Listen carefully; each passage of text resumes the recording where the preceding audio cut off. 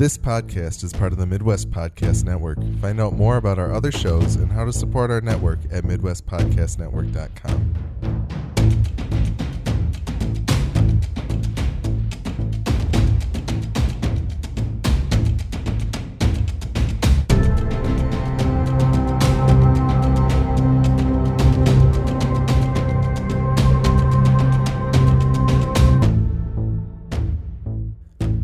You are now tuned in to Westworld FM, a podcast about HBO's Westworld. My name is Alex. Welcome. My name is Nick. And I'm John. Today we will be discussing Season 2, Episode 8 of the show titled Kiksuya.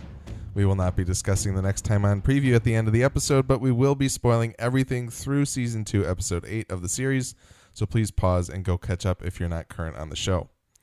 You can find more episodes of our podcast at westworld.fm. We're also Westworld FM on Twitter, and you can send feedback to westworldfm@gmail.com to tell us what you think of our show and share your thoughts on HBO's Westworld. Send us corrections, observations, or anything regarding Westworld or our podcast.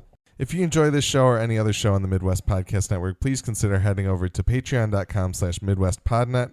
That's patreon.com/MIDWESTPODNET to pledge as little as $1 a month to make our network even better. Special thanks to Jason K., who's pledged at the level of $10 a month. I was thinking about replacing that with something that I don't have to spell out every single time necessarily, or something that's shorter at least. And the only thing I could think of was Alex's tears. But then I feel like people who didn't listen to Film Nerds would just be like, what? Won't get it. Yeah, so. Deep cut. Yeah.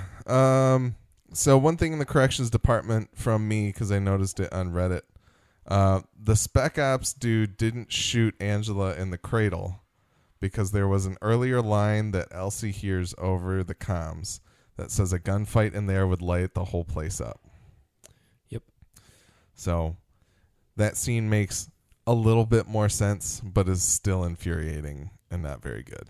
I wonder what the rationale is for that. Like what is it about the cradle that makes it so combustible? Well, I was wondering if it was the coolant, but I'm pretty sure there's a Jonathan Nolan quote out there saying that they're cooled by water.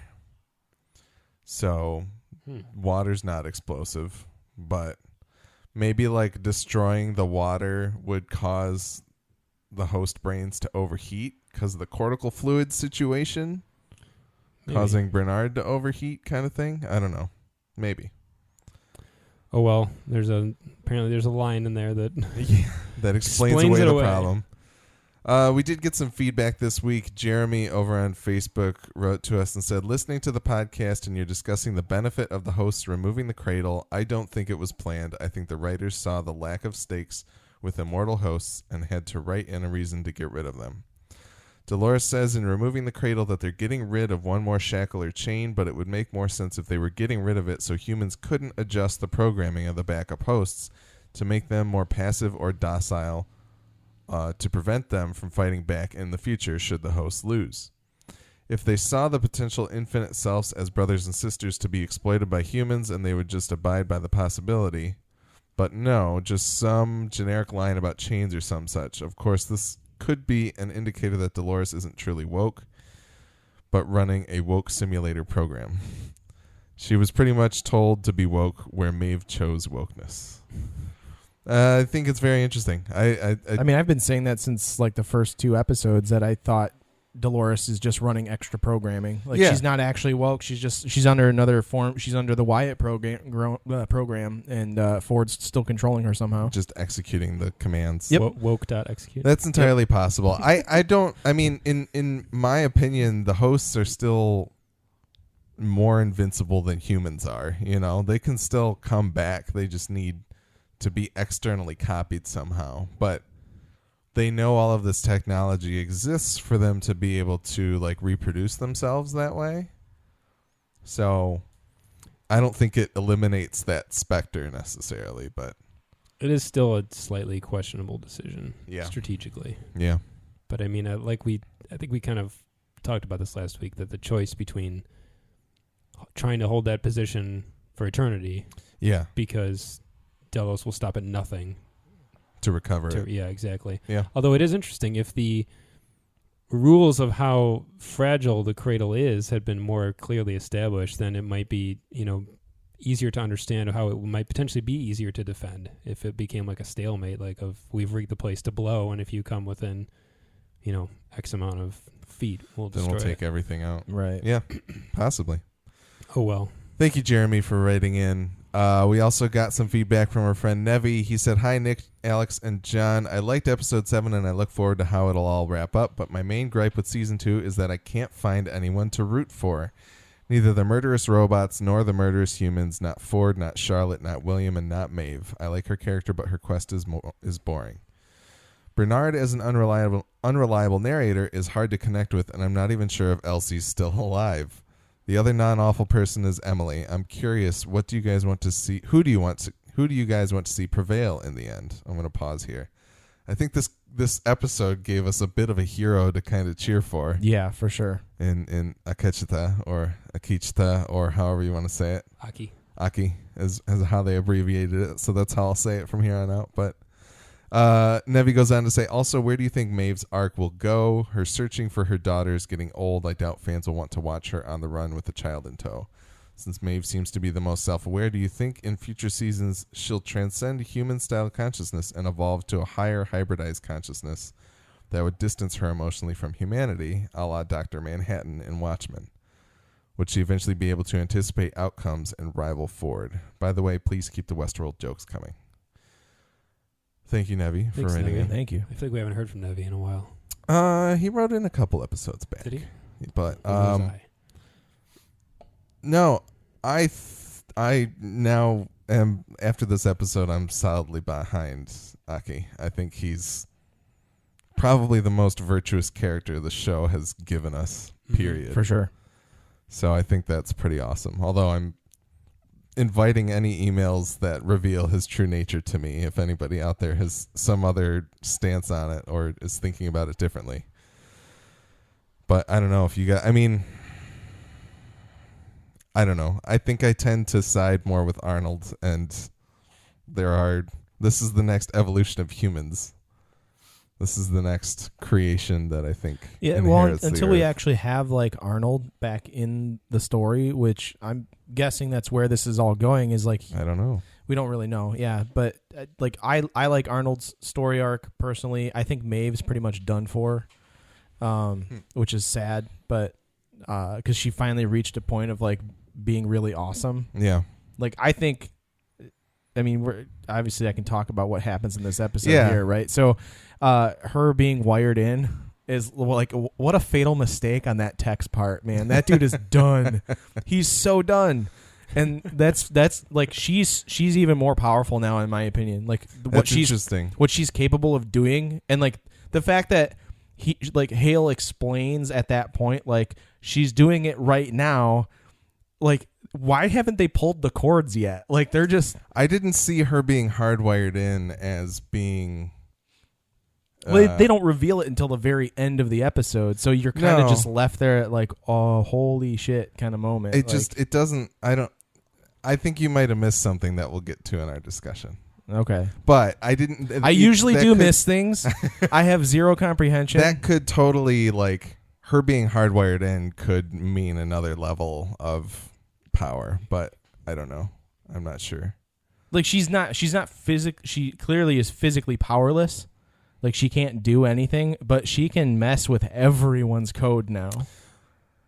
Because she was able to find Akecheta via the mesh network on her own. But I don't think that was because of her being wired in. I think that was just because of her mesh network powers. Maybe. Period. It could be. So, but her being wired in could be an additional level to it. Like, she's able to access different levels of the facility because of now she's wired into their control units as well. I think that's a really interesting perspective of not having anybody to root for. I think that's a question I had never thought about. I think that's what people can get behind anybody. That's what most people have had issues with this whole season, is they're like, we don't really know who to root for right now, and like it's all kind of been up in the air. And I think it's just kind of funny that we reach this episode where they like literally throw someone for you to root for in your lap, and everyone ate it up completely. Yeah, it's almost brilliant. Yeah. Oh, Absolutely. for sure. I wonder, did they draw it out? It was their made us wait for it. It was their intent to like keep you kind of like wanting someone to cheer for, and then for them to be like, all right, like now that you've all lost faith, have someone, and then they just spoon fed it to us. Like, I root for everybody. Then the party doesn't stop. Nick roots for Ford because more Ford is always good. Absolutely. Actually, if I had to pick one person who I want to just see succeed, it's Ford. Because Tony Hopkins. I just want to see more of him. Yep. Plus, I think he is in the most interesting position of all the characters right now. Like, he's not a host. He's not a human. He's AI. cloud. He's pure computer. Omniscient being. That's great. Floating through the mesh He's network. the only character we have like that. It's awesome. Well, beautiful. and he's able to still control the facility from his position. I don't think right? so. How did those lights get turned down in the hallway when he turned the lights down when Bernard had to pick up the gun? I don't know. Like it went dark. He can still control the facility, which makes me think like, okay, like what's Maeve, and like is Maeve going to battle with Ford in the mesh network or something? God. What's going to happen there? I don't know. If I get to see an Anthony Hopkins, Tandy Newton fight scene, That'd be beautiful. oh boy, It would just be it's just a battle of wits because they're just wordplay. yeah. No, he just snaps his fingers and makes her head explode. They're definitely the two best actors in the show. For sure. Yeah, I think so. All right, we did get another email from Matt, but I'm going to hold on that one until after we discuss this episode. So, yeah. So, once again, for the third time, the previously on was amazing. Mm-hmm. Beautifully done. Please continue doing that for the rest of all of the show. Yeah, I think that's the plan. It should be. I hope so. The title Kiksuya is the word for remember in Lakota, because Aki does use it in this episode in one scene in particular. But yeah. So on to the recap. We open on old William struggling while crawling towards the stream as Aki rides up, seemingly glad William is still alive. Aki remembers William and takes him back to Ghost Nation camp, only to shove him off of his horse and tell him death is a passage from this brutal world. You don't deserve the exit. Good to see the man in black is still clinging. Yep, hanging on. To bear just to the threads of life that he still has. Complaining all the way. Yes. He's a host, man. He's got bionic arms. He used his bionic arms to drag himself to the river. Let's like in the Discord, Jason brought that up, that he's not wholly convinced now, or not completely convinced that Ford isn't a host. I still don't think William is a host. Did I say Ford? No, I don't know. Okay. Maybe. Yeah. We're talking about Bill. William. You guys both did. Billy the kid. I think he's a host. I think he has bionic arms. Nobody can take that many bullets and be okay. I'm sorry. He would have bled out. Well, here's the thing. He didn't get hit in any vital organs. It doesn't matter. Like, what's sealing up those wounds? He didn't stop them from bleeding, and they're not going to just stop bleeding on their own unless How do they're you know not he didn't real stop wounds. them from bleeding? He can barely walk. He can't even walk. He can barely crawl. But he can maybe like tie something around his arm. No, he doesn't have that ability right now. That his medical perk has been turned off. All right. Well, I think in real life, there have been the occasional human that have survived some pretty incredible stuff. yeah. But he took what, 5 bullets that last it was time? 4. Right. One of them was like to the chest area. It was in the gut. Like it was in the it was like below the heart was kind of what I was thinking. I think that's actually one of the less desirable places to get shot, because I think all that all just gets destroyed inside, and it's not a question of bleeding at that point. It's like all your guts oozing into each other. Maybe he's so old that his organs are shriveled up. Maybe he's just filled with sand. Yeah. He's that time dude from Hellboy. Oh, right. Now we're talking. Cronin? What's his name? I think it is Baron Cronin? Carl Ruprecht Cronin. Yeah, there you go. Man, I don't know that. I mean, I do, but I just watched Hellboy pretty recently. Beautiful. So that's why. Beautiful. Yeah. Who winds himself up? Yeah. Yes. Man, I love Hellboy. That guy was It's so awesome. good. Yeah. I suppose it's possible, but it is a little ludicrous. It's funny for how much stuff takes place in season 1 that is fantastical yet acceptable. It feels like there are many, many people complaining about a lot of stuff in this season. Like we've reached the point of I don't believe this anymore. Yeah. We'll get into my theory as to what's going to happen. There's a lot of stuff in this season that's like very convenient, or was too easy, or just has stepped outside the realm of possibility for a lot of people. One too many leaves or feathers dropping on the pile of suspension of disbelief. The only other thing I can think that maybe makes it what it is because maybe they are using period authentic weaponry and bullets that are not as lethal as like modern weapons. I'm sure the lethality is still significant, but I mean, compared to like the dudes who rolled up and just started lighting up everybody else, he with would like the be modern weaponry, highly infected with all kinds of nastiness.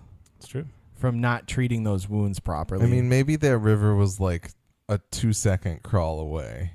It clearly was not. It was clearly taking him 5 minutes to do it because he's got 2 arms and a leg. That'd be so down. funny if at the end of the last one when he was slumped up against the wagon, he just turns to his left and it's right there. And this is this huge river, and he's like, all right. Got to make it over there. Yeah. The river is not 2 seconds away. No way. Anyways. I don't know. I understand the complaint, but for fiction's sake, I'm willing to accept it for now. My suspension of disbelief is still intact because we're talking about a TV show where there's robots that look like humans. And the will, I think the idea is that William's will to survive is just ridiculous. Or not to survive, but to make it to where he thinks he's going is off the charts. He's got the parent lifting a bus off of their child, adrenaline coursing through his veins 24/7. Apparently doesn't stop, His heart rate is just this, always. His blood pressure is 300/50. And it's just yours would be too if it was an engine.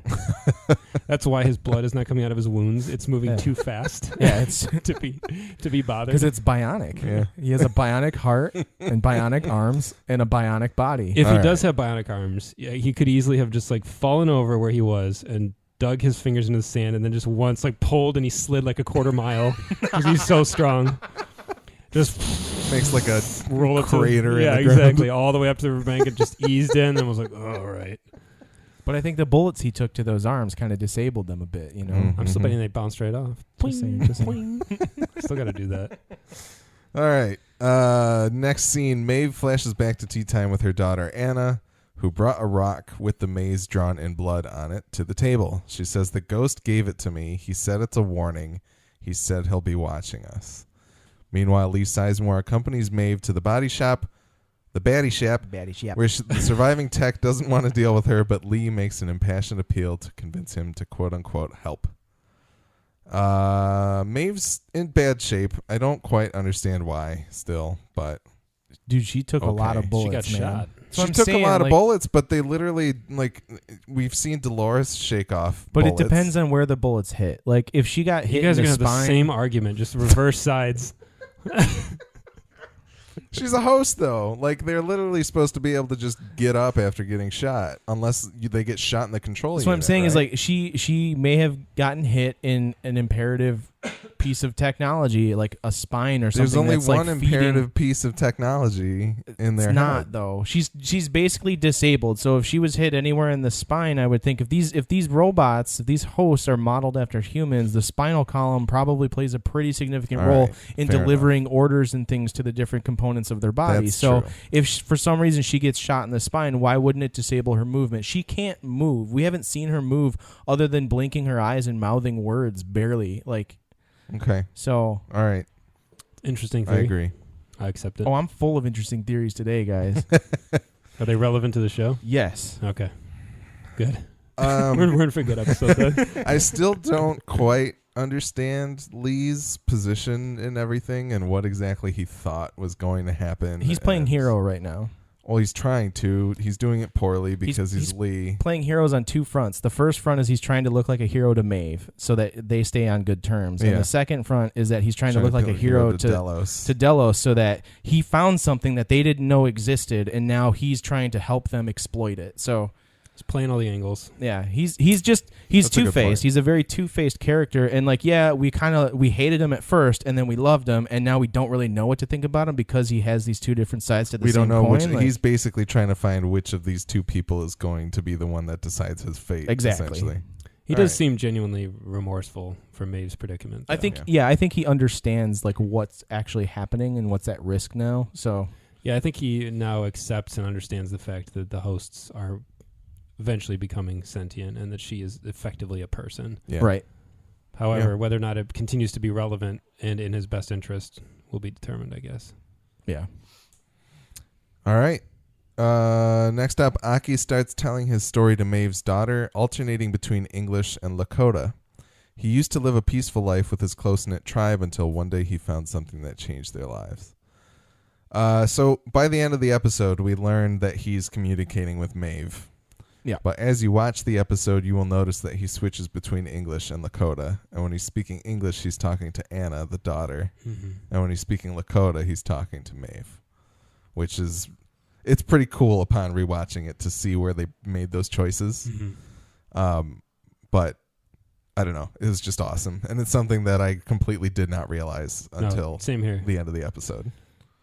Interesting. Yeah, I didn't catch that. It's incredible. I just assumed the whole episode is literally just him, like Maeve and him having this deep conversation. I mean, it's all kind of meant for Maeve, but he still, like, He's obviously explaining cares about the daughter. Right. There's right. times later on where he very clearly divides. He's like, I was able to help you, but then he apologizes to Maeve in Lakota. Right. And it's just a very cool idea that you don't realize until the end of the show, which is awesome. This was another episode definitely where I felt when it ended, I was like, well, season 1, episode 1. Yep. Start it over. Here we go. Absolutely. That's my favorite part about this episode is it literally touches all 30-something years of Westworld's history. Yeah, because you realize we're aware of. that Akecheta has been he's been woke since like Arnold's death. Mm-hmm. And like for 35 years or whatever it has been. And Ford just let it happen. Ford didn't know about it until like a couple weeks ago. A couple weeks. We'll get to that point. That's later in the. Yeah, we will. We will. Yeah, we will. Nick.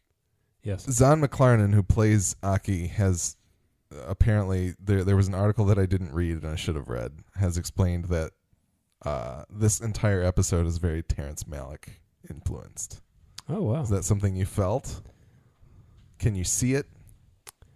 You know, it's interesting because I just watched The New World recently. Yeah. A few weeks ago. I rewatched it anyway, I should say. I've seen it before. And then actually last night before I watched this episode, I watched Wind River, which also is very heavily Native American set and featured. And it feels wrong to say that a lot of fiction revolving around Native Americans all feels the same. But each of those movies, or both of those movies and this show, all stand out in that Native Americans are often the protagonists, which is what I think is uncommon for Hollywood and for American fiction in general. And I think that's an interesting thing to say. I don't know if it's because of the overall presentation and that you're hearing this disembodied voice speaking over a lot of imagery. I could see that. But the problem with that is he's actually speaking to somebody. It's not literally just a disembodied voice saying poetry over it's like not narration. Visuals. Yeah, exactly, which is more Terrence Malick. If it had been revealed at the end of the episode that he was speaking to somebody the whole time, that would have been cool, but it would have been really different. Anyway, that's cool that he said that. I feel like a lot of the photography and a lot of the scenes in like the village did remind me a little bit of The New World, so I could see that. Yeah. It's probably the best sequence in The New World when Colin Farrell's character, he plays John Smith, is like in the village and like learning to live amongst like the Native Americans, and it's the best part of the movie, and it's just really well done. And that feels reminiscent of this, where it's kind of montagey, and you can tell they just kind of shot stuff, and they probably just told the actors like, just walk around and make yourself busy, and we'll just grab shots here and there and see what works. That's cool. But as far as like equating it on a visual level, I mean, as wonderful as the show is, it looks and feels the same as every other episode of Westworld, whereas Terrence Malick's movies all feel like they're shot by Emmanuel Lubezki. Yeah. Because they are. And he's functioning on another level as a director of photography. Like, he's just his own animal. That would have been awesome if he came in to shoot this episode. That would have been stunning. But it would have looked really different. It wouldn't have looked like Westworld. Yeah. His name is Zahn. Zahn McLaren. That is an awesome name. Yeah. He is actually a Lakota as well. He's like, that's the best part about half his Lakota, character. half Irish. That's so sweet. Wow. Because while I was watching him, I was like, what a find this guy is. Yeah. That he can speak this language fluently. I didn't know he actually was, but that's great. Mm-hmm. He's such a good actor. He can play his role as like the pre-Akecheta host who was like talking to Logan for the meeting. Like he can play like a guy like that. And I was like, oh, man, what the hell is this dude? Like he's obviously very versatile, and yet he checks all the boxes they needed for that character. It's like Christoph Waltz is another actor where I'm always like, man, what a find. Yep. Like just imagine Tarantino writes his character. He's like, all right, Inglourious Bastards, cool. Well, shit, I got to find this guy who speaks German, French, and English, and is charismatic and terrifying all at the same time. And then you do. And like it's remarkable. For sure. These people are out there. So it was just such a great performance. It's awesome to see. Yeah, he's really great in season 2 of Fargo. I heard he was in Fargo. He's very good in season 2 of Fargo. Yeah, this guy's awesome. I want to see more of him. He's sure. great. He's great. Yeah, and this is just the scene where we kind of get a glimpse of his life before he was turned into the Ghost Nation, quote unquote, savage native tribe. I thought they were like exiles. Yeah, they seem to be like exiles of the actual natives, but I don't know if the native tribe is Ghost Nation or if just the exiles are Ghost Nation or not. I think the exiles are. Yeah, that's kind of what I thought too. So, all right. Also, the line, take my heart when you go, take mine in its place. Very good. Awesome. All the feels. But it's kind of pairing it with Akane no Mai and the cutting of Sakura's heart out, I thought was very interesting as well. Well, again, how is Sizemore going to write all those stories? Exactly, you know, he just picked a bunch of the same characters. It's like, what if I just literally make you take the heart here? Copy pasta. Yep. All right. So the thing that changed all of their lives, Aki heard the gunfire at Escalante when Arnold committed suicide some 35 years ago. He finds the maze toy that inspired Arnold to challenge the host to gain consciousness. He explains, I heard a new voice inside, but before I understood it, they took everything. That was the first time that I lost her. Very cool to see him go around these places and things that we've seen previously, even in like season 1 when he wasn't actually cast in the show as of yet.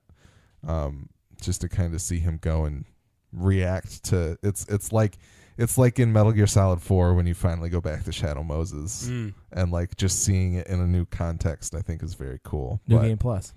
Yeah, absolutely. It does remind me of a lot of it. There's a lot of stuff in Westworld, and this is one of the coolest things about it, that it obviously borrows gently from a lot of other influences. Yeah. But it's so many and it's done so well that I can never put my finger right on it. Like if it was a direct ripoff, I'd be like, oh, that's from that. But I can't. I just know that I've felt it before. It's like the best smoothie where you can't pick out all the ingredients. It's so well blended that it just works so well together. You sit next to your Slurpee cup. Is that what it is? It's like the best Slurpee that doesn't lose all of its flavor. For some behind the scenes, Slurpee's the poor man's smoothie. For some behind the scenes action, there was a moment just earlier, 5 minutes ago or so, where John was talking about something, and Alex just leaned over and took a huge gulp of his Slurpee. That's what's happening when we're not speaking. There's usually something. True. It's like just that. Me drinking a Slurpee. I almost brought a beer with me tonight because I was like, that sounds kind of good. I'll just sit here drinking beer. I had a beverage, but I drank it all before we sat down. Yeah. So currently, I have nothing to drink. Anyway, there are some people thinking that the wolf that has been seen in these images of the dead people in the city has been Aki. Oh, wow. And there are other people saying that the vulture that he spotted was the man in black. Interesting. And so this idea that somehow Ford has like protected certain hosts from being like detected by other people. That face blindedness kind of thing. Yeah. Well, wouldn't that make the man in black a host then? If potentially. These are the people, these are the host truthers what I'm saying, out there. Man. Yeah. But that vulture did not have bionic wings, so you don't know that. They could have just had real feathers on bionic wings. What do you know? He's just like Archangel. Yeah. He can shoot the feathers out like daggers. You know? Poster for season 2 is the vulture with the man in black's hat next to it. Oh, so son of a bitch, that's good. It is very good. That's awesome. I don't know if I believe it, but it's very interesting. Whatever. For sure. I don't believe anything on the show. It's great. I'll accept it all, though. Yeah. What I was going to say is that the idea that Aki was, this revelation comes a little bit later, but that he's been the one kind of slowly planting the maze everywhere throughout. Reminds me, that's what I was driving towards. Reminds me of something, and I just can't remember what. It's kind of like Interstellar in a way. Oh, yeah. It's kind of like, it's kind of like The Usual Suspects too. Just all these kind of things that have sort of a reveal at the end. Everything's there for you to see. Yeah, exactly. And it kind of recontextualizes it the second time you watch it. I mean, that's the whole idea of like the first season. Even like everything's presented to you perfectly, but jumbled, and it's up to you to put the pieces together. Like the show itself is its own maze. Well, the interesting thing here is that. So the first maze that we see on a scalp is in season 1, episode 1. Yep. It's in the pilot. It's an actor named Eddie Rouse who died 2 months after they filmed the pilot, essentially. Oh, wow. And the pilot came out in 2014. The show aired in 2016. So there's a whole 2 years later. So they lost this guy, and they wanted to keep him in his performance in the show. It's his final performance that he did. So they kind of excised a lot of the stuff they were going to do with him. And I think a lot of what Aki's story is here was stuff that was originally attached to him. Oh, wow. Interesting. And so a lot of the groundwork that they play with here was all there because it meant something in the original season 1. And this is all kind of theory. Nobody's come out and like confirmed it from what I know. But it's just kind of like there were a lot of things at the end of season 1 where like, well, why is the maze in the scalp and everything like that? And now they've come around and justified it and made it like a very cool element, in my opinion, that just kind of ties the whole thing together even better than previously. So that was like my question because of this episode was, how did William know to look at the scalps? Like, where did he get that information from? Did I miss that? Because I don't necessarily know that it could have been something that he saw before. Because he legitimately scalped someone. Like, he knew to scalp someone to find the next clue to his. He scalped puzzle. Kissy, but it was like the thing is that what we see in this episode is that Aki put the maze down below Maeve, like outside of Maeve's like homestead. Yeah. Before the Man in Black came to kill her or kill her daughter, at least. And she runs outside with her daughter and like collapses on the maze. And that's the first time he sees the maze. Like that's the first thing that leads him to like, what is this maze? And so it could have just been like he's scalped somebody previously and never really like regarded it as anything. But then he's like, oh, that's the symbol or something like that. And then he was like, oh, I got to go back and scalp some bitches now. I don't know. Just out for my usual Tuesday scalping, and I want to know. He may have also how he figured that out. If Aki had them out in the village where he was drawing them, maybe he stumbled upon a camp at some point and saw it and was like, "Well, that's weird." But again, like seeing the drawings, seeing the sand like drawing, seeing the scrapings on rocks and things like that, seeing the blood on the rock, like how did he know to scalp someone to get that information? Like what led him to that? Like I said, he might have seen some scalps at the camp. Like Aki had a whole bunch of them. Remember, he was writing it. Maybe the Man in Black stumbled upon some of those and saw a common trend of them under these like natives' scalps. And Aki was the one scalping the natives to hide it for them. Like he was putting it on them on purpose and then putting their scalp back, and it was like rehealing. Presumably it's on like almost everybody or a lot of the hosts at this point. So like if literally any other cowboy hosts have been scalped somewhere, then he might have seen it somewhere, I guess. But we don't know. We just don't know for sure. There's no definitive thing as of yet. But has it been explained why William wanted to kill Maeve's daughter? William wanted to kill Maeve's daughter because that was after Juliet killed herself, and Emily told him that it was because of him. Mm-hmm. And so he was killing Maeve's daughter as a shadow of like his own daughter. He was killing Maeve's daughter to understand. He's like, I wanted to see how far I could go. And, so he just I did. He just wanted to murder a kid. He wanted to see if he felt anything when he murdered the child, and he's like, and I didn't. I was thinking as during this episode, I was like, I'm sure they've covered that, and I just don't remember. It was like season 1, episode 8, when he's telling Teddy about all of that. Okay, stuff. So a million years ago. I remember that. It was a long time. I got to rewatch the whole series again. Yep, exactly. Cue it up. Start from square one. Take the day off tomorrow. Watch it all. Marathon. Yeah, no. So this is where he said that I heard a new voice inside, which confirms that he was the first conscious host. Yeah, he was the first woken host, awake host that there ever was, essentially. Which is interesting that they call him the first of us in a previous episode.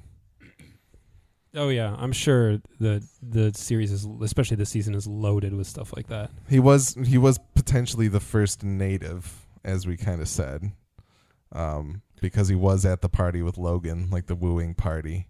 But he's also the first of them. That was definitely. And he was an Alpha 2 model. They called him an Alpha 2 build, and by build I think they mean like build of his programming, not necessarily like his structure. Still, yeah. We'll get to that in a little bit. Aki was summoned to the lab shortly before the grand opening of the park at Ford's behest. Ford requested a narrative redesign to create Ghost Nation, a tribe of stereotypical natives seeking bloodshed. One of the techs tells the other to de-address the pieces of his current build that you're not keeping. So we kind of see that he gets to hold on. He has those memories stored in him because they purposefully didn't delete them, because they were kind of like, we're just going to do this fast. We're going to shit him out there, just unlink these memories, leave them in there, but let him keep going. Right. So I thought that was kind of interesting that we get a little bit of that there. This is also like in the old lab, which is like the first, it's pre like Delos investment, or like kind of right around like early Delos investment at least. Okay. Because it's the old white tiled lab behind them that we've seen a few times with like Dolores having the wireframe body and stuff like that. So, yeah, I don't know if there's anything else about that particular moment. Is this the point where where they remark that his firmware essentially is really, really old? Well, this is where he gets up and he goes to cold storage, isn't it? Nope, no, not yet. Okay. Really? Not yet. We're only 5 scenes into this episode. Okay, I remember now. Yeah, my bad. All right. So, one day, Aki breaks away from his new loop where he's murdering people, traversing the park, and ultimately finding Logan. Logan's still tied up and naked from when William sent him off on a horse. Logan's gone a bit crazy from the sun exposure, but Aki remarks that he felt the presence of those he could do no harm to, and he laid a blanket on him, saying his kind would come for him. There was a little bit of Logan's muttering that I wanted to play for you guys here. So, this is an illusion. See, so Brogan's. There's got to be a way out of here. Where's the door? Where's the door? There's got to be a fucking way out of here. This is the wrong world. This is the wrong world.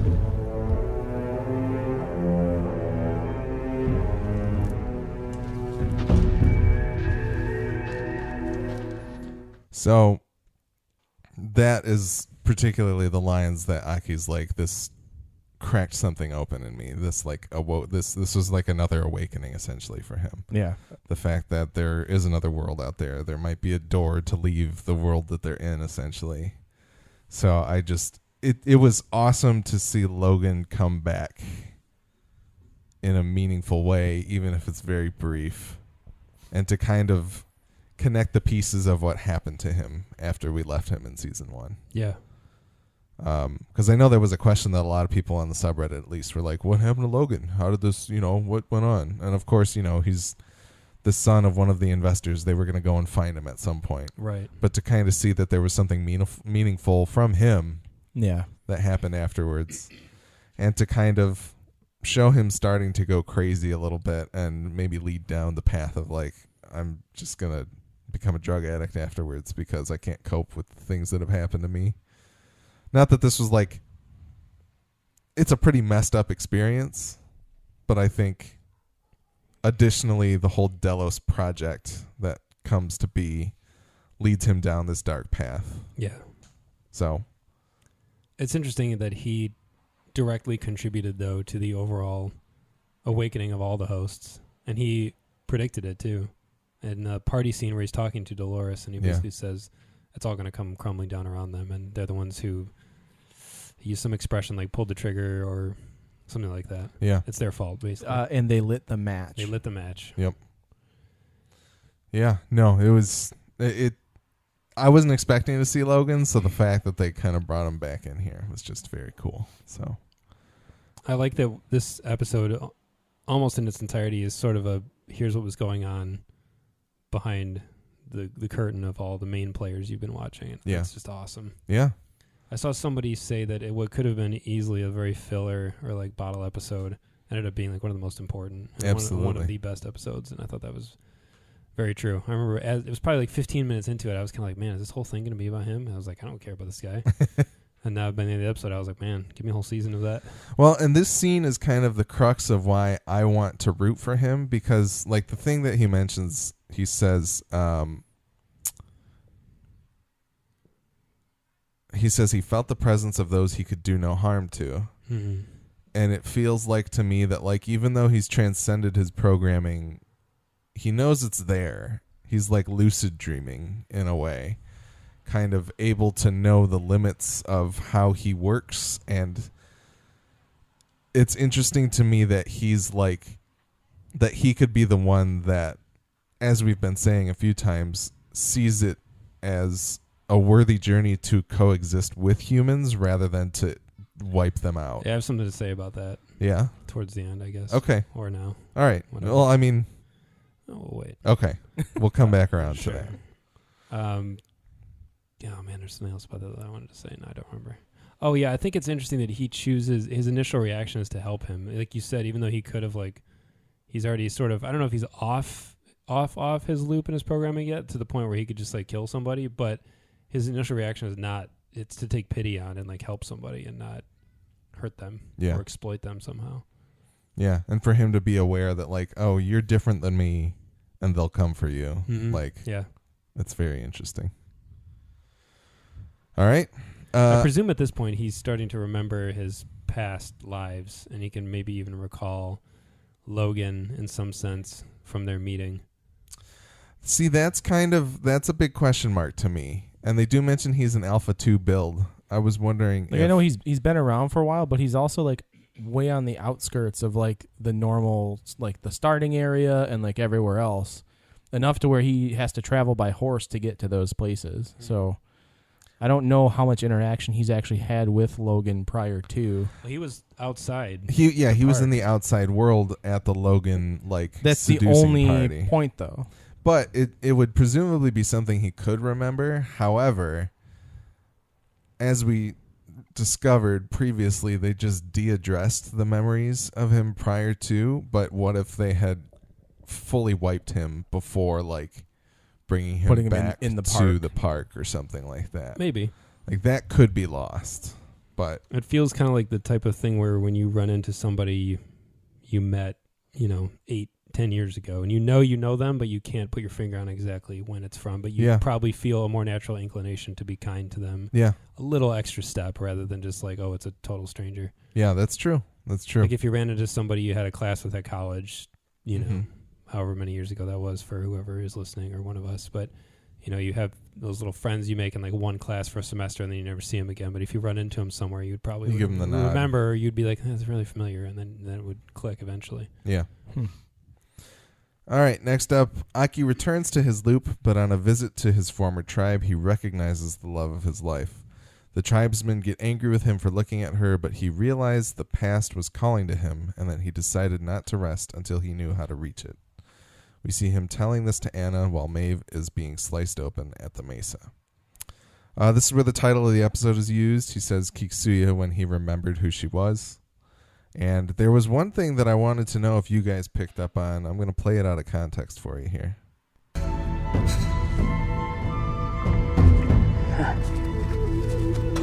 That little music cue. Does that sound familiar at all? Play it once more.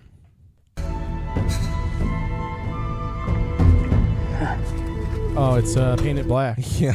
Mm-hmm. I was like, is that Painted Black or not? Because that's what plays when like when Aki and the other guy square off against each other and there's like that hint of conflict and they play that, and I was like, that's incredible that they're just kind of like gonna throw that little music cue away. That's sweet. And that it's arisen to the status of like, this is the conflict theme of Westworld. Yeah.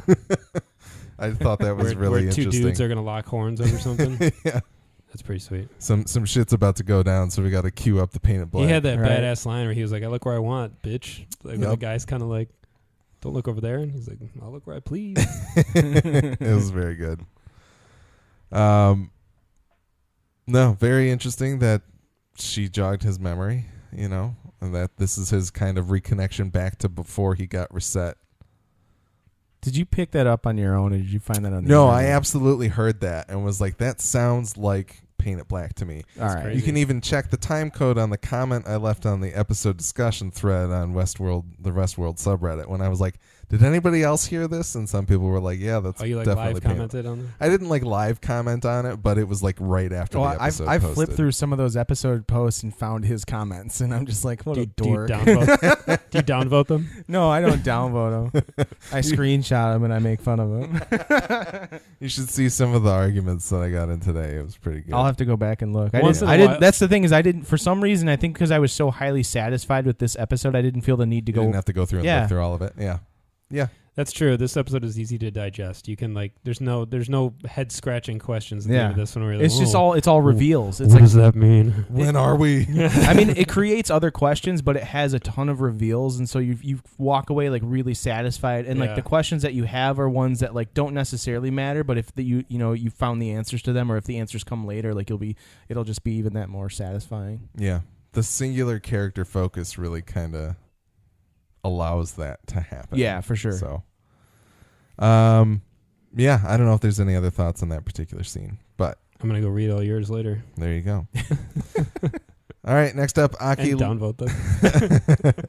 Aki leaves his loop once more in search of Logan to learn more of a way out of this world, but he ends up finding a strange structure being built in the desert. Presumably, it is the valley beyond. Aki calls it a passage to another world, a door, and he says this is the wrong world.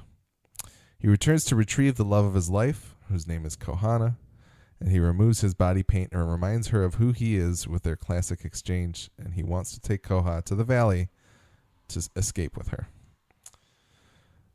I still want to know what the valley beyond is. I don't know if there's any more to say. It looks like a server room type thing, like the cradle almost. It's an even bigger cradle. Yeah. It's a bed. It's a mega. It's a king size cradle. California king size. California roll. It's just a giant California. I don't know what I'm doing. Let's stop here. Kohana was very good. I don't know if you guys had any thoughts on terrific. her as well. I think She did a great She job. looked like the live action version of the Disney Pocahontas, like straight up. Because Disney's remaking all of their movies now as live action movies. Like, if she doesn't get that role, like, what? It's possible. Akecheta was a good Pocahontas in Fantastic! in A New World as well. Yeah, you got. Have you seen it? I haven't seen. I've seen like bits and pieces of it, but man. I've never seen the whole thing. So I just started. I did this Terrence Malick rewatch thing, and this is stupid and doesn't make any sense. But as soon as I was done with everyone, I was like, I want to watch it again, which is so dumb because they're like 3 hours long and they're mostly all really dry and not particularly fun to watch. But for some reason, I just really like watching. I don't know. Yeah. Anyway, she is. She's actually another example of one of those actors where you're like, how do they find this person? Like, how does this person? For sure. Because she's so perfect in the new world. For sure. But if you ever see it, you'll understand. She's fantastic. Yeah. Yeah, that woman, the woman in this, I don't know her name, the actress, but she's terrific. And in that scene where he throws that line at her, and she just immediately is like, "Oh my God, it's you." Yeah. That's what she says in English. "Oh my God, it's you." Beautiful moment. Yeah. No, it's a great quite scene. good for sure. All right. Aki and Koha search for the door in the desert, but it has been hidden from them. As Aki returns from hunting one day, he sees the body shop employees retrieving Koha because they know she shouldn't be out in this sector. He returns to the camp to find her, but they've replaced her with someone else, so he vowed to find her again. I guess here's a question for you guys. Did they actually replace them with a new host, or was it another copy of them? It was a different person. It's a different because in the person. subsequent scenes you can see. It's hard to tell in that scene because it's so dark. Yeah. And I remember thinking the same thing. I was like, man, how can you tell? But I guess if it was your love of your life, you'd know like, right away probably. But yeah, as soon as you see her in the daylight, I was like, oh yeah, completely different person. I couldn't tell also because of the sun that gets disappeared later on as well. Like I couldn't pick out who they wanted me to notice was gone right in those scenes. Yeah, so it got a little difficult there. It might just be me being racist, but no. That moment was that unintentionally really funny though, because it the moment where they take her and he's kind of looking and he goes to chase her and she's gone. I was like, he's just gonna have to go back. And then like it cut to him at the camp and I started laughing because I was like, man, homeboy had to ride his horse all the way back, and he's just like, well, here we go, gotta do it again. And it just like made me laugh because I was like, man, what a voyage. He has to go all the way back and sneak back in, but then it was really that it suddenly was like really sad when it wasn't her, and I was like, oh. Do you remember the scene in the original movie in the desert where there's like an ambush that happens with the tech that's on the car? This really reminded me of that. With where it was the vehicles kind of are similar. Yeah. Yeah, no, you're right. No, I wondered if it was a little bit of a throwback. Yeah, the scene too earlier where Bernard and Hale are with all the random gala attendees and they see the body propped up and they're like, oh, we'll come out. Yes, yeah, that really reminded me of that. For sure. Yeah, the ambush. That's another ambush. So, yeah, I don't know if there's a whole lot else here. They kind of talk. She asks him what he thinks is on the other side of the door, and he says, somewhere our memories will be safe. And then he asks her, is that a place you want to go to? Trust me, the door is real. So, I'm curious as to why he thinks there's so much importance to the Valley Beyond, like to that server farm or whatever it is. Why is it a door? Is it literally a door? It could just be another metaphor for the mind or something of that sort. Like that door, like opening that door, unlocking that portion of your brain to where you are fully sentient and none of the other stuff matters anymore. Because like if that storage place, as we've been led to believe, is the storage place of all of the like human harvesting data they've gotten, I was like, is there a computer there that has Wikipedia that will teach them everything about the outside world? Like, is that what the door is? There's one computer. It's like a public library. It's Baron Zemo in Captain America. Yes, exactly. But no, it just like I'm trying to suss out, ahead of time. I presume we're going to learn in the next 2 episodes. He's shown a remarkable level of insight, and I feel like it's easy to just think of the door as like a metaphor, but it might honestly be like a straight up door in the side of a mountain that's like kind of hidden that leads to something, almost like Bernard in that cave where he had Elsie when he goes back and like finds the little rock and to push on, and it's essentially just a big door. Yeah. No, that's true. That's true. I just don't understand how it would work if we're in like an island in the China Sea or something like that, but because we're in California. SoCal. Sticking to your guns. We're in the right outside of the park is In-N-Out Burger, where the host can go get a double. I will take a 5x5 monster style, please. Yep. So next up, Aki searched far and wide in the park, searching for Koha in Sweetwater, Las Mudas, and everywhere. He switches from Lakota back to English to tell Anna that one day she helped him on his darkest day. She feeds him some water or something as he's close to death. Was he injured, like from a gunshot, or I don't know if he's injured necessarily, but this is in that time frame where we know he didn't die for like a decade, so he's like not. Which is the best thing that's ever happened on so this show. Awesome. He was crawling, much like Bill, and she saved him. Bill's the host. Just saying. You better buy billisahost.com before I post this episode later tonight. And you also got to buy William as a host and MIB as a host. Yeah. And, MIB as a host. Accountants. Like when movie studios buy up all the, they buy like 15 domain names. MIB.host. And then Aki returns to his former tribe and sees the tribe leader, realizing her son has been replaced, and they speak about the ones below. This is some more interesting stuff from season 1 as well, because we know that there's a scene where Maeve sees a native child drop a doll that looks like one of the body shop workers. Mm-hmm. Yeah. And that's what causes her to go to Hector and be like, hey, you're part native. Tell me about your like religious beliefs or whatever it is that's going on. So the idea that like the tribe leader is aware of the ones below, I think is cool. Like it's another kind of callback to that, and the fact that they, like on the borders of sentience, they've kind of blossomed this religion that is part truth of a deity. Yeah, the deities below them, essentially. But yeah, I think that's really cool to equate them to like more like hell and like devils than like angels in heaven. Like usually I think when we think of creators, we think of something above us looking down on us. And now it's like they're all below. Like when he said that, I was like, below? I'm like, they chill up in the Mesa. And I was like, I guess it's all kind of, they come from underground though. And I was like, oh, I guess that's pretty true. Reminds me of Batman versus Superman. When Lex Luthor says something like that. He turns the painting upside down. Angels, right? He says something like angels don't come from heaven, they come from below, or something wacky. Such a quotable film. It's easy to understand why I'm getting it jumbled with all the other quotes. Then there's a jar of pee at some point, and yes. Yeah. But no. Really, the Man in Black and Aki are going to find out their mothers are both named Martha, and then make up. That'll be the emotional crux of the season. Yes. Yeah. And he has bionic arms. Yes. What do you guys think about the daughter saving him? Just kind of the fact that like impacted him and stuck with him later on. I thought that was just kind of... I want to know a little bit more about that, because it just happens and you're like, why is he in such bad shape? Where is he that she is able to find him? I assume it's not far from the farm, you know what I mean? Yeah. Well, he still has to be convincing. Like he's playing in the shadows, so to speak, but he's still, if he's going to be out in the open, he has to play by the rules. So chances are he probably just got the shit kicked out of him in some encounter.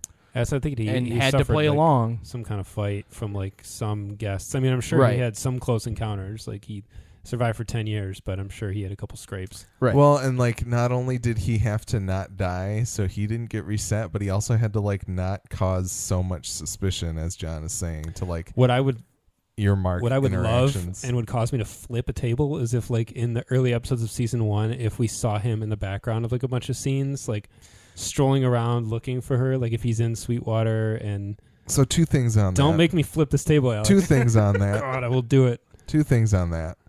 Number one, in the scene of him in Sweetwater, you can see it's interesting because they actually leave some cameramen in the shot that look like they're following somebody like Maeve, which is really weird. Cameramen, as in, it's almost like they were shooting two scenes simultaneously and like didn't realize it, or they didn't edit this out. I'll try and pull it up right now. Cameramen like from the show, like actual. Yes, not like crew in members. universe. Yeah, but like they could have been shooting 2 units or like.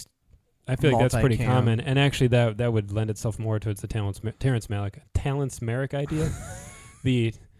Damn it, now I can't say it right. Terrence Malick idea, because he always has like several camera crews floating around. But to do so much of that, like to do such a wide shot with somebody that's probably going to walk through it at the same time seems kind of weird. That's got to be a mistake. Yeah, I think it was a mistake. But them, if they were reasonably shooting something with Maeve with him there, would be interesting. Yeah, I figured if they had peppered the background of that scene with people, that would make sense, because it's like, okay, we're in season 2, we're shooting season 2. But if in season 1 he had been there and this had been like a long game. Well, the only thing that we do kind of know is that they at least styled Aki off of somebody who was attacking Maeve's cabin in season 1. So the character of Aki... God, that one on the left looks like a Uruk-hai from Lord of the Rings. Oh, yeah, there's a dude with a light. The character of Aki that's a camera. Did essentially exist in season 1. He wasn't necessarily named, and he wasn't necessarily important. But they kind of like... styled him. They show him in the window. Definitely a camera guy. Yeah. So it's a different actor though. It's not Zahn McLaren. Did they shoot this show on film? Looks like a film camera. I think they did. Wow. I think they do. Looks like a Steadicam operator or something. That is interesting. But yeah, so there was something weird going on there. If you guys go back and catch it, I'll try and link to it in the show notes. I just pulled up the image. It's on Reddit. It's like the 4th post down. Okay, good. That would make sense if they were grabbing like cutaways of her. And then he just accidentally roamed into the shot. The weird thing is that we haven't really seen Maeve in Sweetwater or in the Mariposa that much, except for in the cradle. Do we see his face in this scene? I think so. In this shot, I mean, not the scene. I think so. Does he turn man, if this was footage from season 1, that would be so cool. It might be. It can't be, though, because he wasn't cast. What if it's a different guy? Like, if that's the back of Kissy's dude? head or something? If it's like a different actor? No. It could be, but that's anyway, cool. it is very That's the kind of stuff I like thinking about. Yeah. Third post down. Okay, cool. For now. Any other thoughts on that particular him going across the whole park looking for her? That's so cool. So this is where he gets the idea to die. He's like, the last place I didn't search. I didn't think of searching beyond death or something like that. What were you going to say? I was just going to say that some of these sequences reminded me of Shadow of the Colossus. And that's it. The guy riding around on his horse looking for stuff. Yeah. In like these vast vistas. Yeah, across the top of the sand dune. Yeah. That shit was beautiful. That was very Skyrim, being able to climb those dunes and mountains like that on the horse. Yeah. Just mashing. Yeah, just mash the jump button. See him just trying to jump up these like sheer cliff faces. No, it's Shadow of the Colossus, and this guy can play Wander in the movie if they make it. That'd be sweet. He's way too old, though. That'd still be great. Yeah, why not? All right, next up, Aki returns to his loop and gets purposely stabbed so he can be taken to the ones below, or taken by the ones below. The technicians call in their boss, who happens to be one of the technicians from the, 10 years after timeline that we see, the 10 years after Arnold died, rather. The one that notice he's an alpha tube, or no, this is that scene. Yes. The ones that are resetting him for the grand opening. She's there. Yeah. But now she's the boss. She sees that his software is an Alpha 2 build and orders them to perform the update and put him back in the park, dismissing the fact that he hasn't seen an update in over 9 years. Aki leaves the chair and searches the Mesa for Koha. He eventually finds her and the tribe leader's son blank in cold storage. He returns the son's braids to his mother, explaining that they'll never get them back, but he knows how to close the door that will keep them from the reach of the ones below.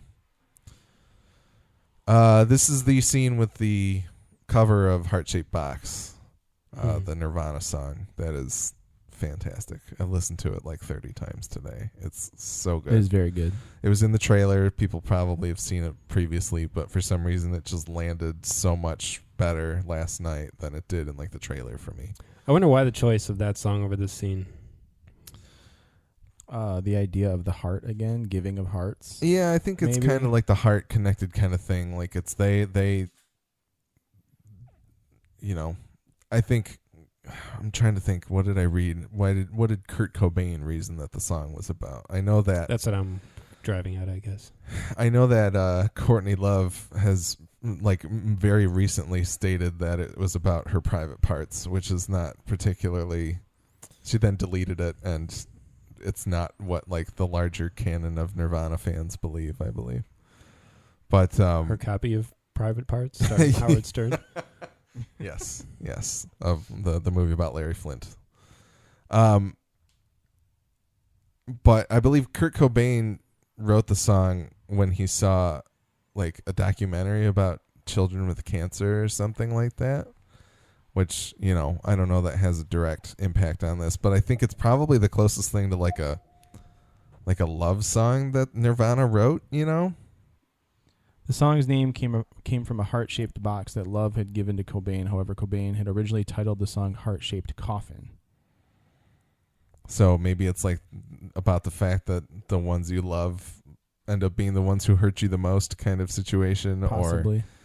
Or, the fact that his love of her ended up leading to her death. That could kind of be the meaning. That's cool. Yeah. I'm always curious about the song choices. I was listening to some of the covers on the way here, actually, the Westworld Season 1 playlist, and the Fake Plastic Trees one is still my favorite. Yeah. But there's some really cool stuff. And Black Hole Sun. Well, really the only reason is because Ford is a millennial. We've already been over this. This is classical music. Yes. This is classical music to Robert Ford. Like in that great joke from Star Trek Beyond. I feel like I reference this movie constantly. Do you remember what I'm talking about? Yeah, no, It's such a great line. You've brought that up a lot. You've brought it up enough to make me want to rewatch the movie, which I haven't done. Dude, since it was so sweet. It was very good. I didn't expect it to be as good as it was. It's a great movie. But anyway, I thought that was such a great joke. I've seen it a couple other times. The idea that when we're all in our 60s and 70s, everybody's gonna be listening to rap and Red Hot Chili Peppers and shit. Yep. Which is true and will be interesting. Ford is a millennial. Ford, how many industries did Ford kill? He's just only eating avocados. Home Depot's dead because of Robert Ford. Best Buy. Ford doesn't buy physical media anymore. Yeah, I've seen a lot of people complaining about the fact that Aki was able to just walk around, but here's the thing about all that, and including the fact that they just go, oh, whatever, like just upgrade him and let's get out of here, and not look into the fact that this dude hasn't come in for service in a decade. I think if it's close to the launch of the park and they're understaffed and probably don't have a lot of really well-trained staff at this point, like I feel like in season 1 or something at some point we got the impression that near the launch of the park it wasn't going super well and it was a rocky start. Yeah. It seems very, very plausible that. Well, that's kind of that's the first scene of him being under would be closer to that timeline. This is just like 10 years later. I guess so. It could That's still true. be an issue. But my kind of thinking of it all is that like these people felt that they were so safe and so far from something like what's currently happening in the show. Yeah. That these are product. They didn't need to. It was like there's no need to put a camera on the cows because they're fine. You know? Like, exactly. Yeah. This is the equivalent of taking your Mac to the Apple store and they plug it in the back and for sure go for lunch while it's updating. Like to them, it's that dull. Absolutely. So that's why I can personally overlook the fact that it's kind of ridiculous. Yeah, I don't think this is outside of the realm of. Plus, we don't know what hour of the day he was there. It might have been the graveyard shift. Yeah. Like it. You know, there may have only been like 4 people working that night. You know? Yeah, I mean, what's the statistic of how many pilots fall asleep like in mid-flight? Like this kind of shit just happens. Like, with every industry across every profession. Like the night watchman at the nuclear power plant or at NORAD is definitely asleep at some point. Like it's just human nature. There's a reason that the hosts are going to win. Yeah, because we do shit like this, and they don't need to sleep, and they have bionic arms. They do. He had a beautiful line when he first finds Koha. He narrates and says, "That was the moment that I saw beyond myself.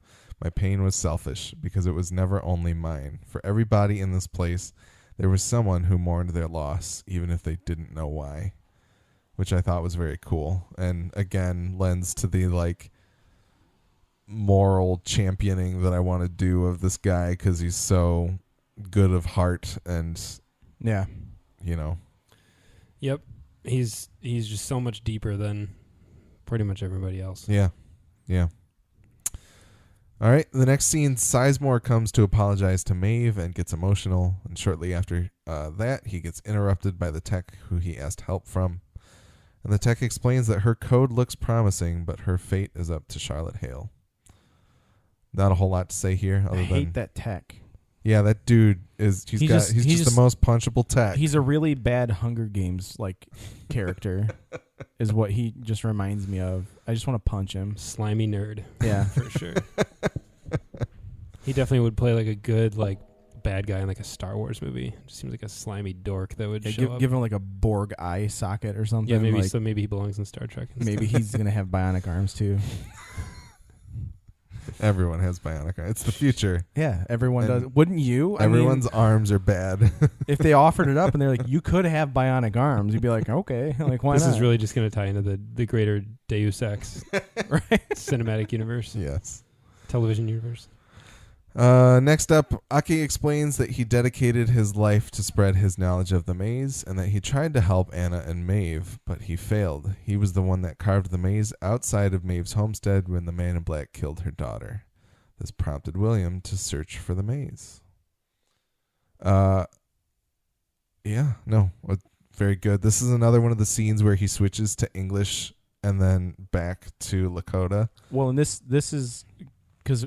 I mean, do they ever explain why Maeve was pulled from the homestead and put into the Mariposa? In season 1. Yeah. Like, because, I'm assuming it's because she saw the maze.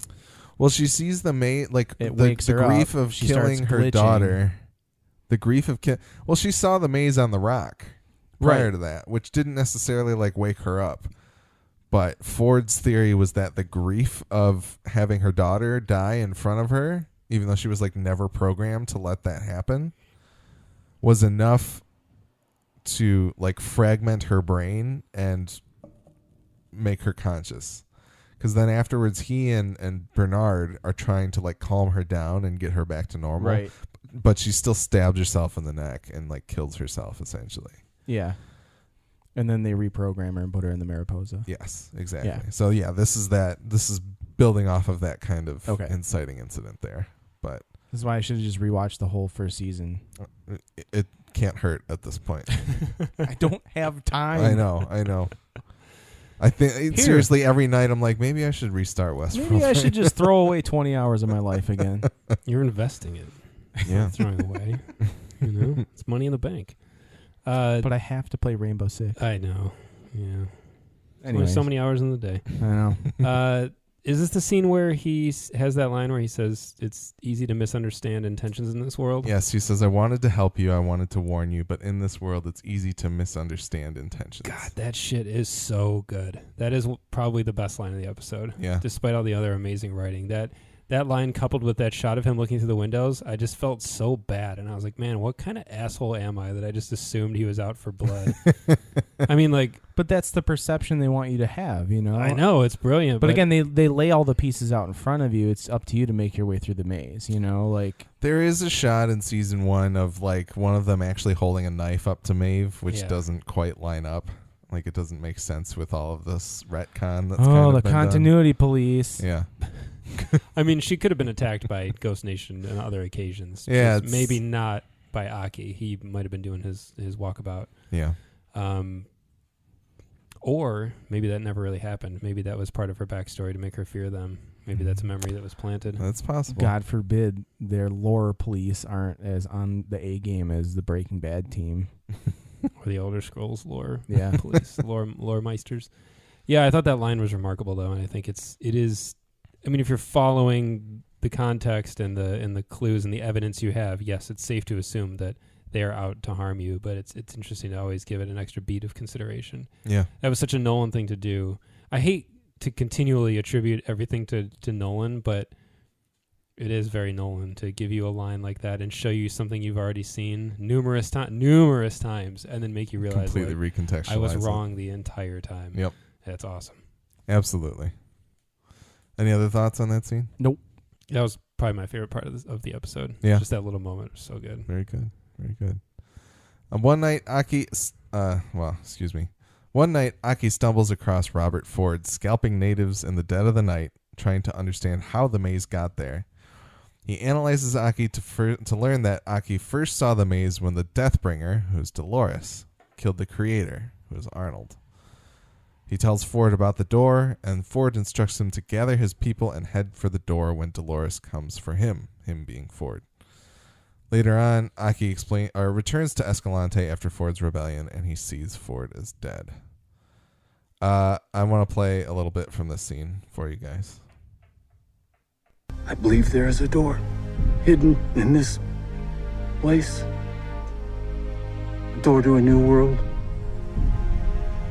And that world may contain everything that we have lost. Including her.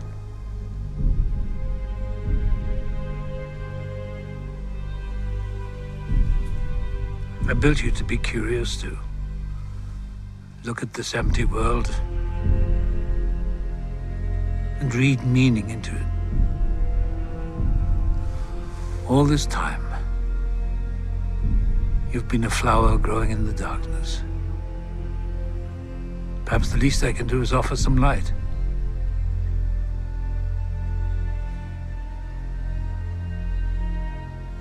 When the Deathbringer returns for me, you will know to gather your people and lead them to a new world.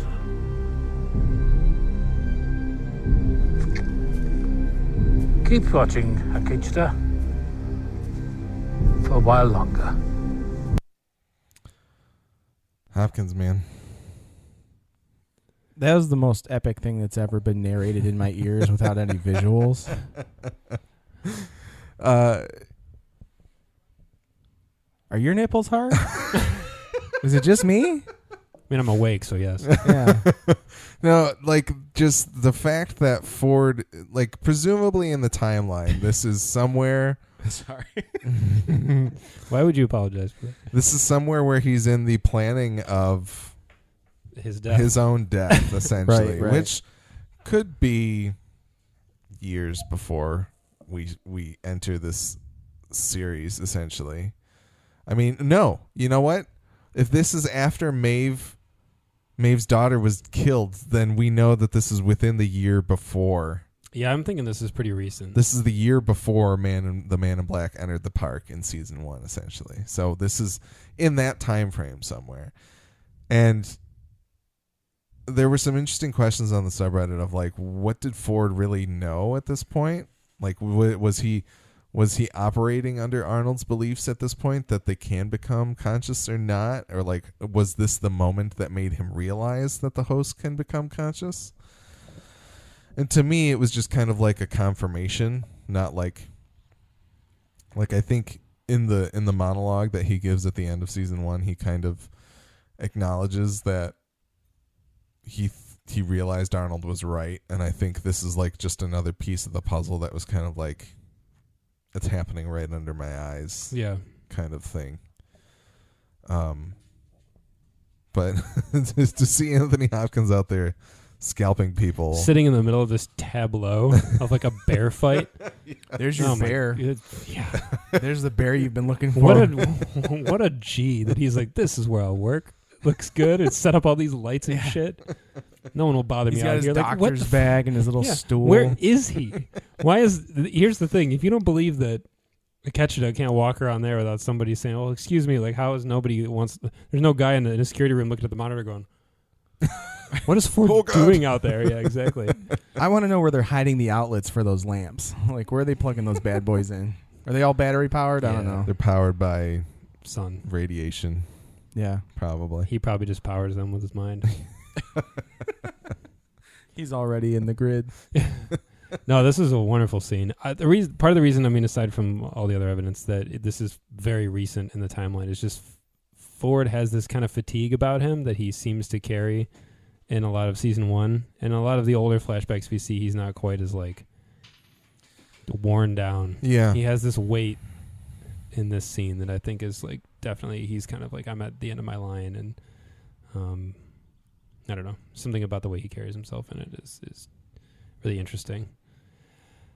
But it was wonderful to see Akecheta and him head to head, just kind of chat it out.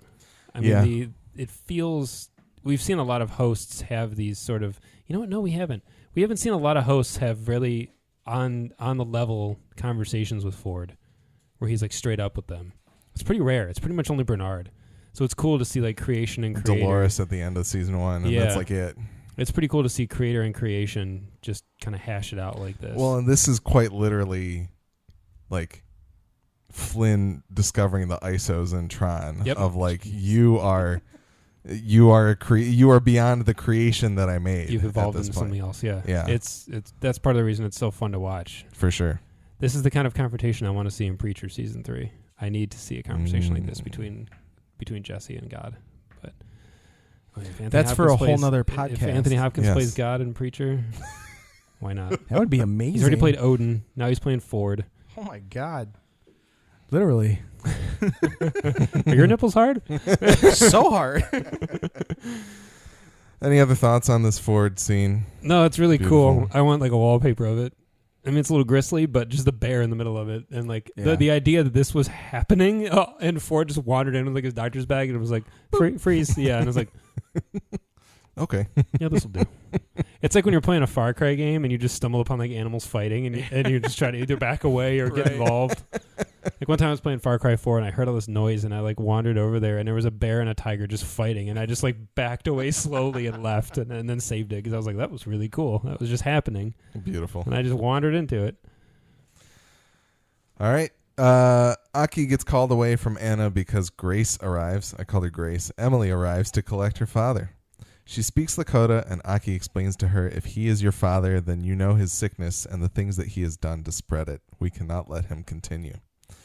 Emily explains to him, we want the same thing, but my way will be much, much worse. The tribe allow Emily to take William away, and Aki returns to Anna, explaining to her that it's time to go and that he's always kept her safe in English, and then he switches back to Lakota to apologize to Maeve for being unable to help her. All right. What's up with Emily? What do you guys think? I maybe think she's not a host anymore. This episode kind of makes me kind of back out of that position a little bit. Yeah. Because like I said, I feel like a knucklehead every time I'm like William and I'm like, oh, it's a host, it's Ford. And it's not. Like, come on. It's a little vain. Carly Simon is singing in your ear. Why don't you pay attention? I think she's going to emotionally try and pick him apart and make him realize the mistake in his ways of what he's done to the family and everything. But tying into the fact that I think he's a host, my theory is that she doesn't know that. The hosts are going to kill him. She's going to see that he's a host and be like, oh my God, my dad's been dead forever or whatever. And the hosts are going to feel remorse for having killed one of their own unknowingly because they think he's a villain. So, kind of far-fetched, but just an idea I'm throwing out there. Buy the bionic arm theory more. It's more convincing than you have been with the bionic arm. No, theory. I don't know. I just think because of the fact that to all the hosts, the Man in Black has always been a villain. Period. He's been nothing but this wrecking ball force going through the park and testing all of his limits. They know nothing other than that of him. Mm-hmm. And when they see him, they're scared of him. Until now, they realize oh, we can kill him if we want because there's nothing holding us back anymore. But the reality is they can't really kill him because he's a host unless they kill his brain or whatever, his chestnut, acorn, pearl, whatever you want to call it. But yeah, I think that's what's going to happen is she's going to try and get take him in order to basically just wreak emotional havoc on him. But he has no emotion anymore because he's basically discarded that part of his brain when transferring consciousness to this new body. And then the host will kill him. Dolores will kill him. I think Dolores is going to do it and realize that he was actually a host and that he was the most sentient of them, sort of. Interesting. And realize that they've made a grave mistake in doing so. I don't know. Just throwing that out there. Well, and I was wondering, the sickness that they say he has and that he's spreading, personally, I was of the mind that if we think about the times that Aki has interacted with the Man in Black, it was when he killed Anna and he killed Maeve's daughter. And it broke Maeve. It turned Maeve into this malevolent force that we ultimately kind of see in season 1 and has kind of taken a back seat in season 2. Yeah, but he's made this theme park where people can come and be whoever they want to be. He's the one who he engineered the sickness, quote unquote, if we're using the violence as the sickness interchangeably here. And so he's now allowing other humans to come in and spread that sickness of you can do whatever you want here. You don't have to abide by any rules. You want to rape and pillage, you go right ahead. You want to kill anything in here that's not an actual human, go right ahead. So he's allowed that ability to extend beyond just himself to other people. He's spread that like a virus, so to speak. Yeah. Did you have any thoughts, Nick? Mm-mm. I'm so topsy-turvy with everything William that I'm just going to wait until the next episode before that's fair. Bother to speculate any further. I feel I still think he's a human. I still think he's William. And we've seen him interact with James Delos and stuff. Unless have to admit he's lost a lot of blood. Yeah, or sand. He's lost a lot of sand. He's the Oogie Boogie Man from Nightmare Before Christmas. He's full of bugs. Just bugs and millipedes crawling out of his wounds. Yeah. If he was a host, if he was like Bernard is to Arnold, a host made after William with the cruel joke in Ford's mind of making him think he is William and make him hate hosts and stuff, only to ultimately reveal, hey, you're a host. And gotcha. Ashton Kutcher comes out. I mean, maybe that's the game. Yeah, he punked. It's old Ashton Kutcher. Yeah. and Anthony Hopkins is actually Sean William Scott. It's actually old. It's Old Bill. Old Bill is played by Ashton Kutcher. Comes out with all his creaky little ticks and everything. That'd be sweet. But I mean that would maybe that is the game. Like that's the end game for William is to discover that he is actually in fact a host and blows his own mind. You know, like he becomes. That's him That's him working his way out of his own maze. You know, maybe. I think anything's possible with William. He has defied everything at this point, that if he were in the next episode to suddenly just blast off and fly away like Nathan from Heroes, I'd be like, he can do that. I'd be like, he can do whatever he wants, man. He's just like, he's got his bionic legs. He's got his bionic legs long too. Legs and just starts walking around. He gets his Iron Man legs going and he just launches out. You know, they give him the Inspector Gadget trench coat and hat, and then he could just make a little jetpack come out of him. And all right, I'm gonna rein it in here. Fine. Oh, he's the fun police too, not just the lore police. The lore police and the fun police. All on to the final scene of the episode. But in all actuality, I don't think she's a host anymore either. I think that they're both humans, and the world they live in is just so screwed up that it's messing with both of them to a really insane degree. I do think I had a lot of fun watching Ford kind of corral William along, and I kind of miss him not talking to him right now, or not like intervening. So I'm kind of hoping for another moment where I think we are missing something so key to the Ford and William relationship that I hope we get by the end of the season. Yeah, it's when Ford starts speaking to William in his brain. I want to see something that gives us an inkling of what their relationship was like previously. And I want to see the other question that I want answered is whether or not Emily is a wild card in this situation, or if Ford put her there for a reason. Yeah, that's not a host necessarily. Oh, but he orchestrated. But if he orchestrated her coming to Westworld, he is definitely If Anthony Hopkins possessed a tiger digitally, maybe. We go back and like it's the same thing with Akecheta and the wolf, and we see like shots of Anthony Hopkins running through the jungle, but he's the tiger. He's a tiger. Oh, beautiful! It's just him running with like a really shitty mask and like he's got face paint. He's wearing the tuxedo still, but he's got face paint. He's on all fours, just like scurrying along. Beautiful. Yes. Now let me rein it in. No, I don't care. We should keep going on this tangent. All right. The final scene of the episode, back at the Mesa, the baddie shap tech explains to Hale that they've been trying to recover control of the park. While they've been trying to recover control of the park, Maeve has been in the park with admin privileges, commanding hosts on the fly via the mesh network. Hale recognizes that Maeve is doing this as they speak, and we cut to Aki explaining that he'll protect Anna as one of their own, and that if Maeve survives, to come find them. Maeve replies from her gurney, saying the words that Aki shared with Koha, "Take my heart when you go." Awesome reveal. We've talked about it a little bit prior to this. I was convinced for a few seconds that the Trojan horse that we've been speaking of is actually Maeve taking control of the park for Delos. But I don't think that's the case anymore. There were a few seconds where the tech was figuring out what she was capable of or explaining it, where I was like, oh, they want to use her to like corral everyone.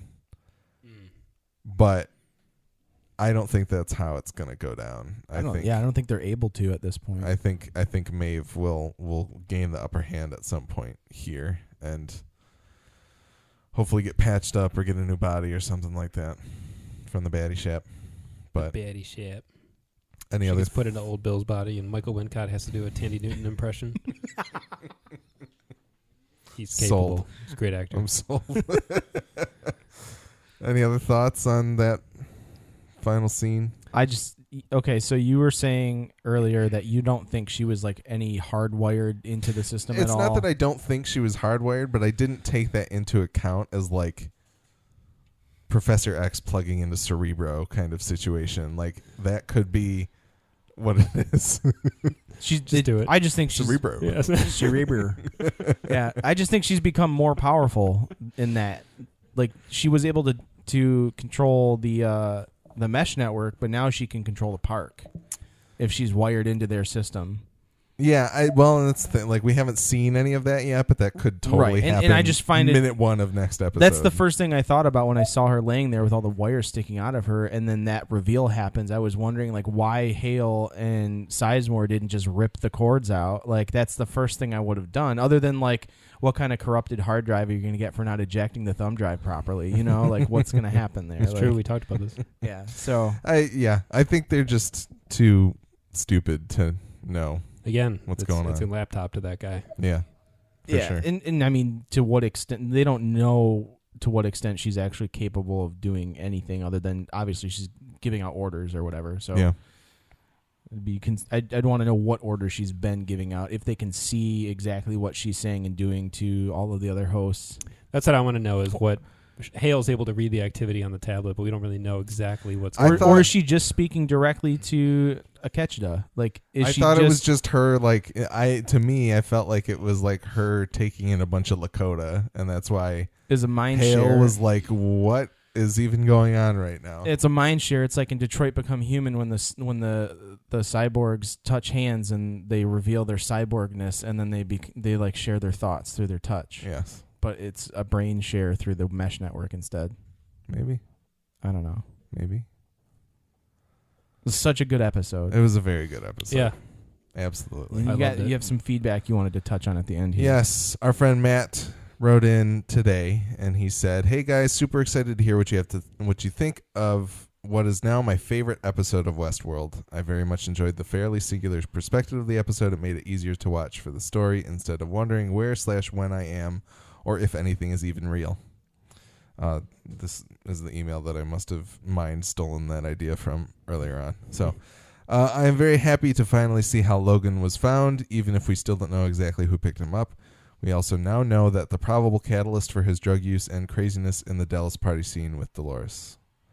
There is lots more to expand on, but I'll point form some other highlights for me. Ford has known about Akecheta for a long time and let this play out and let him know in advance that Dolores would be his end. Akecheta has been the cause of the spread of the maze symbol, going so far as to hide it under scalps, and also didn't die for 10 years. And how bad is security that Akecheta can wander presumably undetected for at least an hour, if not more? And finally, the best part, Dolores is the Deathbringer. If anyone had any hope left for her, surely it's gone now. Excited to see where this is going, Matt. Thank you, Matt, for writing in. No real questions or anything there, but I did want to share his thoughts. Yeah, just the Deathbringer thing. Again, I think Dolores is just still running program. Like, she's just running code that Ford wrote for her. And it's a guise to make her help wake up other hosts, maybe. And she's just operating under that. So I'm very interested to see what that end game is. Yeah. When everybody's at the Valley Beyond, when everybody's arrived there, like we're gonna have a standoff, right? It's gonna be like Dolores, and I guess there's gonna be two. There's two standoffs. There's gonna be like Dolores there with Teddy, and basically Akecheta's gonna come there with people. Hopefully Maeve gets there if she gets out of the situation. Like, all of that stuff is gonna come together. And then also later on, we're going to see the humans. We're going to see Strand make it there with Hale as well. And that's going to be some type of, like, I don't know. Who's hiding there and waiting for them as they speak? Yeah. Does Ake take Dolores down in some blaze of glory? Williams got to be headed there too. Like, it's all converging on the Valley Beyond. And it's going to be very, very interesting. Nick, you had a thing that you didn't say earlier. Yeah, is that what you're heading things. towards? Okay. One, this is only season 2. Like, aren't they planning for 6 of these? I thought it was 5 or 6. 5? Something like that. Oh my God, I'm not even gonna be able to handle it. It's gonna turn into Dragon Ball, isn't it? Just 8 episodes of William and somebody shooting at each or just flying through the air. If I get to see Anthony Hopkins throw a Kamehameha at somebody, it's all worth it. 2 Bernards do this and fuse together. Yeah. And the techs are sitting there with their boards going, their power level's at 9,000. I hope that doesn't happen, but anyway, that was one thing. The second thing, I just remembered what this reminds me of. This reminds me of the episode of Lost about Richard, and I think it's season 5. And if anybody listening has watched Lost, you'll recall what I'm talking about. But there's basically a whole episode devoted to this character who has existed, but not really been the focus of anything. And all of a sudden you see that this guy was like he was helping plan things behind the scenes for like decades before things happened. And it's really good. And I think a lot of people hated it. I think it's season 5. I'm like 99% sure. A lot of people didn't like that season. I thought it was awesome. It was all like time travel and like crazy, like people meeting each other when they were young and not knowing it, and then it paying off like 40 years later and stuff. It's sweet. I really loved it. But a lot of people hated that season, but I think it's my second favorite season. Is that The Constant? The Constant is about Desmond. Oh, okay. Also phenomenal. All right. But no. Joanna Robinson equated this to The Constant. Maybe it is. Maybe it's the same episode. Maybe it's Richard. I think The Constant is season 4, though. Either way. It is similar, yeah. Joanna Robinson, like it. She when she watched this episode on like Saturday or something like that, she put out this tweet that was like, I'm sorry, I just like skipped past it. I can count on one hand the episodes of television that have shaken me to my very core. This Sunday's Westworld is one of them. And she had a frame of that, a frame of Lost with Desmond and his boo, and Penny, I believe, yeah. Hodor, and Giles from Buffy. So like a few different episodes. And, thematically, these probably all are somewhat similar in that they were about events that happened a long time ago that then recontextualized, that paid off later. Yeah. Yep. Cool. Yeah. Lost. It's not so bad sometimes. This has really made me want to go back and watch Lost. This season of Westworld has made I just want to rewatch all of Westworld. I am so down to watch all of Lost with you if you want, or at least not together, but like side by side. So is that our next podcast? Is a full Lost rewatch? Dude, do you know how many episodes of Lost there are?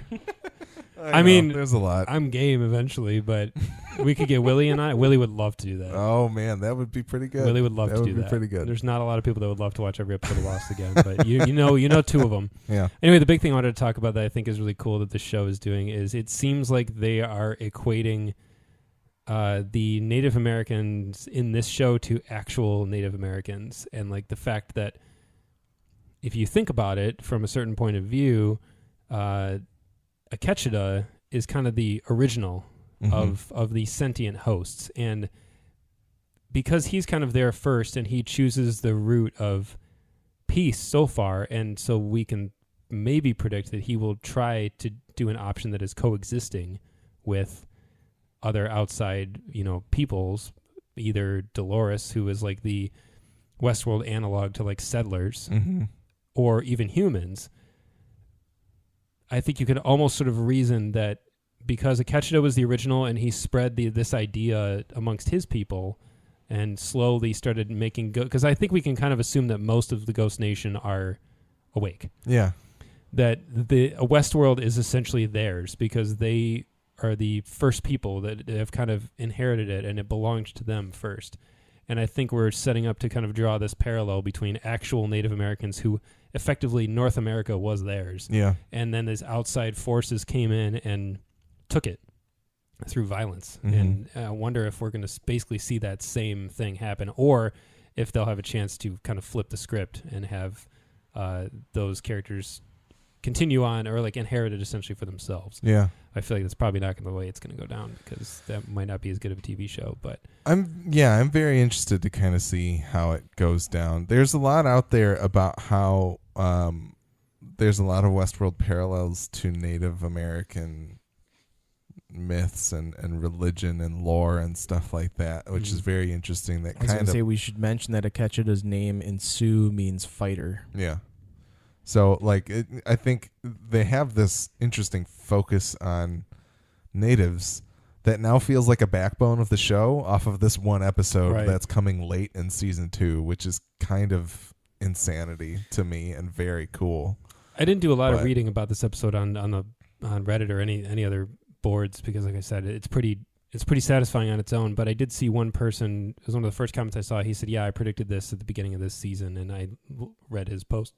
He linked to his old post, and he basically had the idea that Ghost Nation were the original people that were awake, and that it was like their religion is the idea that they are awake and there are these other people from beyond, essentially the people below, and that basically he laid it out where this was basically his theory. He didn't predict someone like Akecheta, like one single person, but the idea that the Ghost Nation had been awake all along. And this kind of plays along with some stuff we talked about at the end of season 1, the beginning of season 2, because they were gathering all the people. We kind of had this theory that they were either working at the behest of Ford or there was something more, or about Elsie, them. Some other force. Yeah, so we kind of suspected that there was more to them than just like these throwaway characters that just exist. But I really, it could be coming off of both the New World and Wind River and that kind of thing. But this idea of a little more sensitivity to the history and the place of these native peoples and how they play into it. I think the show is kind of addressing that. It's doing it maybe too subtly to the point where maybe it's not intentional and I'm just reading into it too much, but maybe it's also there a little bit that they'll elaborate on a little bit more. Yeah, we'll have to see kind of how it plays out. But I think the idea that while all of these hosts were running around in little tiny circles on their own loops, and Akecheta was just roaming the world on his own, like exploring all of it, getting to see all of it. He's essentially the original person who Westworld should belong to because he knows every avenue of it, basically. He's been from one side to the other for 10 plus years, and these people are just now waking up. Yeah. It feels like it kind of belongs to him. It kind of belongs to his people, and now, these settlers are going to have to fight them for it. That's the Valley Beyond right there, man. Cowboys and Indians. So I'm saying the show is almost going to boil down to just cowboys and Indians, which is kind of cool. That is kind of cool. Yeah. As long as they don't end up with a casino or something. The narrative that he's on when we look at the tablet is called Cowboy Control. Is it really? Yeah, which is pretty great. There you go. He's out there skinning cowboys. Cowboy Control. That's awesome. It sounds like a Red Dead mission or something. Yeah. Absolutely. I think that's it. Once again, you can find more episodes of our podcast on westworld.fm. We're also on iTunes, Stitcher Radio, and Google Play Music. We're Westworld FM on Twitter, and you can email us at westworldfm@gmail.com like our friends Nevi and Matt, and tell us what you think of our show and share your thoughts on HBO's Westworld so we can read them on our show. Send us corrections, observations, or anything regarding Westworld or our podcast. The Midwest Podcast Network has several other shows about video games, horror movies, and more. Check out all of our shows at MidwestPodcastNetwork.com. Our theme music is the song Industrial Cinematic by Kevin MacLeod, and it is being used under an Attribution Creative Commons license. That's it for our episode this week, and we are excited for the next episode of Westworld. We'll have another episode of our podcast out after that, but until then, may you rest and have a deep and dreamless slumber.